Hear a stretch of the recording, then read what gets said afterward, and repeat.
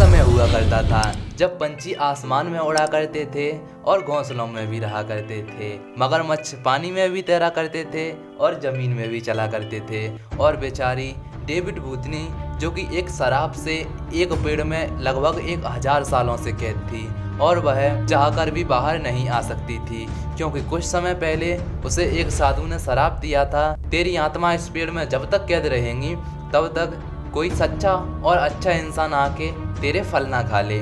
और यही कारण है कि डेविड भूतनी अपने मन में सोचती है, मेरे भगवान, I am prayer to my God, जल्दी से मेरे पास कोई ऐसा इंसान भेज दो जो कि दिल से सच्चा और साफ हो, और वो जब मेरे फल खाए तो मुझे यहाँ से आज़ादी मिल जाए। हाँ, मैं यहाँ पर बहुत ही ज़्यादा परेशान हो चुकी हूँ और एक जगह खड़े खड़े अब तो मन भी नहीं लगता, और सारे पंछियों ने अब की बार घोंसला मुझ पे पाड़ा ही नहीं।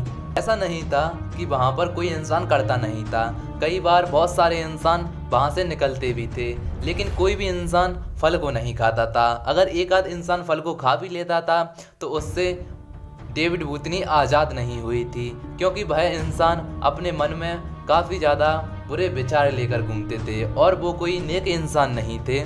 हे भगवान, अब तू ही बता मैं क्या करूं? क्या मैं यहीं पर खड़े खड़े मर जाऊं? मर तो मैं पहले की चुकी हूं और अब मैं इससे ज़्यादा मर नहीं सकती। अब भगवान, तुम मेरे पास कोई ऐसा इंसान भेज दो जो कि एक अच्छा और दिल का साफ हो, क्योंकि कोई नेक इंसान ही मुझे यहाँ से आज़ाद करवा सकता है। हाँ, जिंदगी में कब कौन कैसे किसके काम आ जाए यह बात हम नहीं कह सकते, लेकिन डेविड भूतनी की ज़िंदगी अब कुछ ही समय में बदलने वाली थी। नंगला अमान नामक एक गांव में पुनीत नाम का एक लड़का रहा करता था और वह अपने माता पिता के साथ रहा करता था। उसके माता पिता जो कि बहुत ही ज़्यादा पुण्यवान इंसान थे, वह सच्चे और अच्छे इंसान थे जिसकी प्रेरणा उसके बच्चों पर भी पड़ती थी। उसके माता पिता हर उस गरीब इंसान की मदद करते थे जिनकी वह कर सकते थे। एक बार जब भी किसी काम से बाहर जा रहे होते हैं तभी रास्ते में उन्हें एक बूढ़ी अम्मा मिलती है। बेटा, मैं तुझे अपनी कहानी क्या बताऊं? मैं लगभग 100 साल से भूखी हूँ और मेरे पास खाने के लिए कुछ भी नहीं है। बेटा, अगर तू मुझे खाने के लिए कुछ दे देगा तो मैं अपनी भूख मिटा लूंगी, और रब ना करे कि मैं अगर ऊपर चली गई तो फिर इस दुनिया का क्या होगा, इन लोगों का क्या होगा। बेटा, मुझे खाने के लिए कुछ दे दे बेटा। अरे माताजी, आप बिल्कुल भी टेंशन ना लो, आप तो मेरे लिए देवी समान हो और आपको खाना खिलाना मेरा फर्ज है। जा बेटा पुनीता, अम्मा के लिए घर से कुछ खाने के लिए ले आ। अपने पापा की यह बात सुनने के बाद पुनीता घर को भागा भागा आता है। अरे यार, पापा ने मुझे भेज तो दिया, लेकिन ये तो बताया ही नहीं कि क्या ले जाना है। क्यों ना मैं इस कप में आटा घोर के ले जाऊं और अम्मा को मज़ेदार सतुआ खिलाऊं। हाँ, ऐसा ही करता हूँ, यही एकदम सत्य बात है। और इसे देखने के बाद मेरे पापा मुझ पे 1,00,000 गुना गर्व करेंगे, जो कि मेरे लिए काफ़ी खुशी की बात है। ये सब कहने के बाद पुनीता भागा भागा अपने पापा के पास आता है। क्योंकि वह अम्मा बहुत दिनों से भूखी होती है, इसीलिए वह बिना कुछ सोचे समझे उसको पी जाती है और पुनीता से कहती है, बेटा, ये तो बहुत बढ़िया चीज है, ये क्या है और तुमने ये कैसे बनाई? हाँ। तभी पुनीता पूरे गर्व के साथ बताता है, अरे अम्मा, मैं तुझे क्या बताऊं, मेरी मम्मी जब आटा छानती है तो उसके बाद उसमें से कुछ बचता है जिसे वह जमा करके रखते हैं, तो मैंने वही लिया कप में और उसको उसमें पानी डाल के ले आया और तुझे सीधा पिला दिया। अरे प्यादे, कुछ अच्छा सा तो खिला दे, और तूने मुझे ये क्या खिला दिया? इससे मेरी मौत हो सकती थी, तुझे पता है। मैं तुझे शराब देती हूँ कि तुझे अपने माता पिता के साथ 2 दिन के लिए जंगल में भटकना होगा। और इतना सब कहने के बाद वह बुढ़िया सीधी हार्ट अटैक से मर जाती है। अरे बेटा, ये तूने क्या कर दिया? तूने तो इस बुढ़िया को मार दिया। तूने क्या खिला दिया इस बुढ़िया को?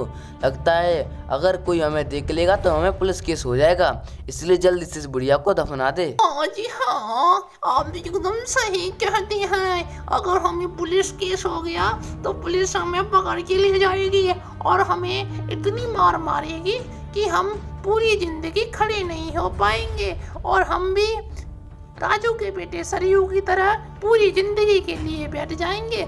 इसीलिए इस बुढ़िया को जल्दी से जल्दी दफना दो। मैं नहीं चाहती कि हमारी रीढ़ की हड्डी टूट के हाथ में आ जाए। अरे यार मम्मी पापा, आप लोग तो ऐसे डर रहे हो कि मर्डर आपने किया है, मर्डर मैंने किया है और इस बुढ़िया को मैं ही दफनाऊंगा। इतनी सब बातें होने के बाद फिर उस दादी अम्मा को वो लोग आसानी से दफना देते हैं। और दफनाने के बाद पुनीता के मम्मी पापा और पुनीता यह फैसला करते हैं कि अब वह जंगल में जाएंगे। इससे पहले कि उनके साथ कोई बुरी दुर्घटना हो, इससे पहले वे खुद ही अपना वनवास काट लेंगे। हालांकि उन्हें सिर्फ 2 दिन ही जंगल में काटने होते थे। अरे यार पापा, इस बुढ़िया को तो हमने ठिकाने लगा दिया। अब हम लोग ऐसा करते हैं कि हम लोग जंगल में चले जाते हैं, क्योंकि अगर इस बुढ़िया का शराब सच हो गया तो वह हमारे लिए काफ़ी ज़्यादा हानिकारक होगा। और अगर हम अपनी मर्जी से नहीं गए तो फिर हमें अपनी बिना मर्जी से जाना होगा। इसीलिए हम अभी चलते हैं। हाँ बेटा, तो बिल्कुल सही कहता है, हमें अभी चलना चाहिए। क्यों भाग्यवान? हाँ पतिदेव जी, आपने बिल्कुल सही कहा, हमें अभी जाना चाहिए। भगवान ने चाहा तो हमारी सारी कठिनाइयाँ दूर हो जाएंगी और उस बुढ़िया का शराब भी हमसे खत्म हो जाएगा। हाँ, तो हम कल सीधा उसी के लिए निकलेंगे। जैसे ही अगला दिन होता है वैसे ही पुनीता और उसके मम्मी पापा जंगल के लिए निकल जाते हैं। अब वह एक दिन जंगल में भटक लेते हैं, लेकिन जैसे ही अगला दिन होता है तो वह एक इंसिडेंस के साथ उस पेड़ के पास पहुंच जाते हैं जिसमें डेविड भूतनी लगभग 1000 सालों से कैद हुई थी। अब पुनीता को बहुत तेज भूख लगने लगती है और वह अपने मम्मी पापा से कहता है, अरे पापा हाँ, मुझे इतनी तेज भूख लग रही है और अब मैं क्या खाऊं बताओ। बेटा, तूने सारा तो खाना खा लिया, अब तू मुझे खा ले और मुझे खाने के बाद अपनी माँ को खा लेना और अपनी माँ को थोड़ा कम खाना। अरे पापा, ये तुम कैसी बात कर रहे हो, चलो हम इस जंगल में ही भटकते हैं। और इतनी सब बातें हो जाने के बाद वह चलने लगते हैं, लेकिन जब भी उनके साथ एक ऐसा इंसिडेंस होता है जो कि उनकी ज़िंदगी बदलने वाला था। वे लोग उसी पेड़ के पास पहुंच जाते हैं जिसमें डेविड भूतनी लगभग 1000 सालों से कैद थी। अरे यार मम्मी पापा, ये देखो कितना बड़ा सेब का पेड़ है और इस पे तो इतने बड़े बड़े सेब रखे हुए हैं, क्यों ना मैं इसको ही खा लूं। मजा मरे, इतने बड़े सेब लगता है 1000 साल पुराने हैं। फिर तो इसमें नहीं, अलाउड नहीं है। बेटा पुनीता, हाँ तू अभी क्या दिख रहा है, जल्दी से खा सेब को, मेरे पिल्ले छू। अरे यार मम्मी, जा तो रहा हूँ और अभी मैं सारे सेब को खा लूंगा। तेरे लिए कुछ छोड़ना है पापा, तू कहेगा? नहीं बेटा, तू ही खा ले। तूने हमको अभी तक नहीं खाया, वो ही बड़ी बात है, वरना तू हमको ही खा जाएगा। फिर इतनी सारी फालतू बातें होने के बाद वो लोग पेड़ के पास पहुंच जाते हैं और पुनीता उसमें से एक फल खा लेता है। और जैसे ही पुनीता फल खाता है वैसे ही उसमें से भयानक आवाज आती है। अरे पापा, इतना गंदा मजाक क्यों कर रहा है, मुझे सेब खाने देना। मेरा पापा नहीं है बस, हाँ ये तो मैं हूँ मैं। अरे यार मम्मी, तू कर रही है इतना गंदा मजाक। अबे कुत्ते के पिल्ले, ऊपर देख। और जैसे ही वो लोग ऊपर देखते हैं तो काफ़ी ज़्यादा परेशान हो जाते हैं, क्योंकि उनके ऊपर थी साथ साथ डेविड भूतनी, जो कि इंसानों को जिंदा ही खा लिया करती थी। लेकिन वह 1000 साल से कैद थी और वह पेड़ से बाहर निकली थी। इस खुशी में वह पुनीता से बहुत ज़्यादा खुश हो जाती है। Thanks all of you words. मैं इसमें लगभग 1000 सालों से कैद थी और मैं बाहर निकलने का इंतजार कर रही थी, लेकिन आज तक तुम्हारी जैसी कोई भी पाप पुण्यवान इंसान नहीं आए और यहाँ पर हर बार पापी इंसान ही आया करते थे। और आज तुम लोगों ने आके मुझे यहाँ से आज़ाद कर दिया और अब मैं एक आज़ाद चुड़ैल हूँ। इस खुशी में मैं अब तुम्हें नहीं खाने वाली। तुम बताओ, तुम क्या मांगना चाहती हो? अरे यार भूतनी जी, मैं आपसे कुछ नहीं मांगना चाहता, मैं बस आपसे एक AK-47 मांगना चाहता हूँ, क्योंकि AK-47 मैं चलाना सीखूंगा और जिसे चलाने के बाद मैं काफ़ी ज़्यादा फेमस